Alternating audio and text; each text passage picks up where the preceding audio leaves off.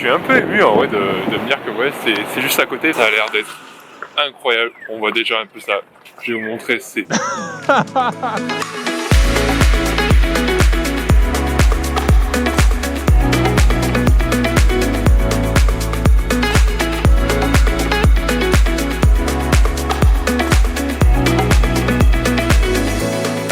On vient d'arriver à la ville de Niagara et aujourd'hui on va visiter les chutes du Niagara. Ça va être impressionnant, incroyable. Et déjà, puisque j'ai fait ça moi, ça mérite le détour. C'est parti.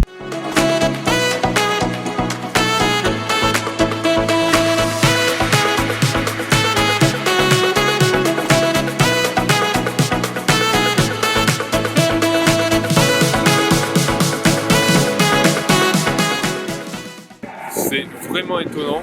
Niagara Falls, c'est en fait une sorte de... Enfin, la ville de Niagara, ici, c'est une sorte de parc d'attractions insane.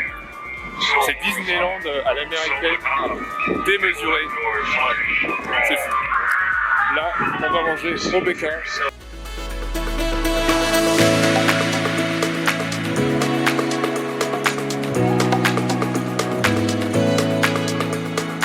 Bon, après avoir mangé au BK et être passé par la zone un peu de jeu commercial, très touristique, très américaine, on arrive aux chutes du Niagara qui sont juste face à nous.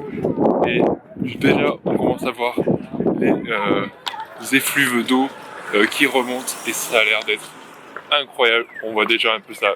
Je vais vous montrer, c'est... Waouh! Première fois de ma vie du coup que j'arrive ici, aux chutes du Niagara. Et ça donne ça.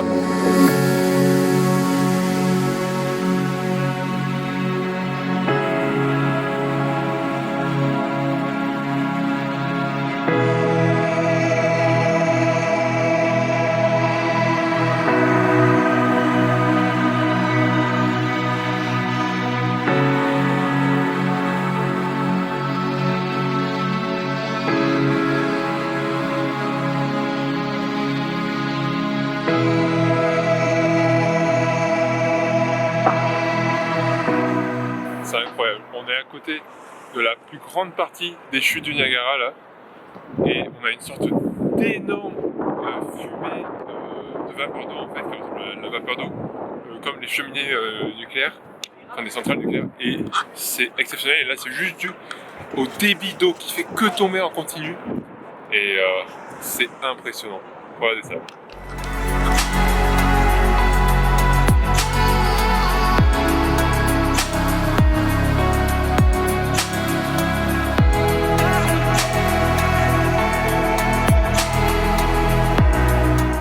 Du coup, on est face à des chutes qui font quand même près de 60 mètres de large pour 18 mètres de haut, ce qui est quand même assez conséquent, et avec un débit continu. Ici, il n'y a rien qui est gelé autour, et ça envoie à balle, ce qui fait qu'on a du coup des rapides en bas qui sont énormes, énervés, avec de la glace qui fait beaucoup de remous. C'est super beau, et franchement, on se lasse pas du tout de la vue.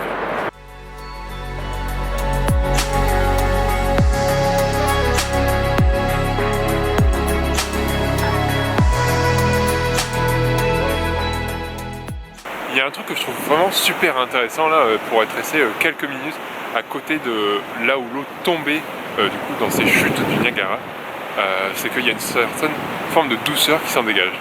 Et je trouve vraiment en fait cette douceur elle se dégage juste au moment où l'eau passe de ces rapides qui sont à côté de moi à la partie où elle tombe.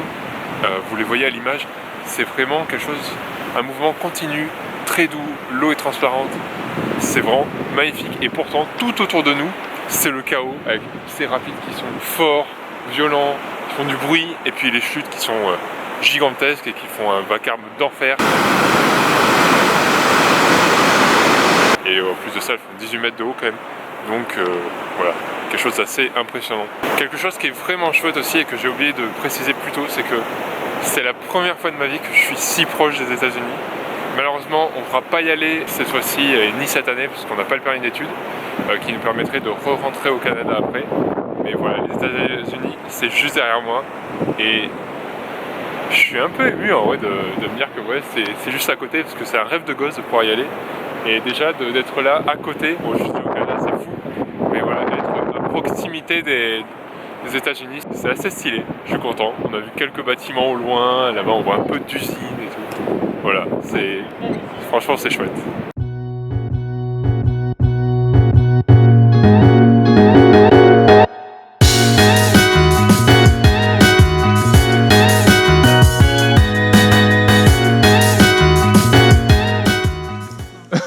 Du coup, qu'est-ce qui se passe ici?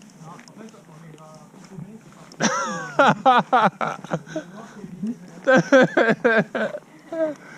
moi je vais me rasseoir, c'est bon. Mais moi, t'as vu les vignobles, quoi? T'as vu du raisin Ah ouais, c'est fermé. Eh mais Mengele, en soi on peut essayer de trouver une autre winery dans le coin.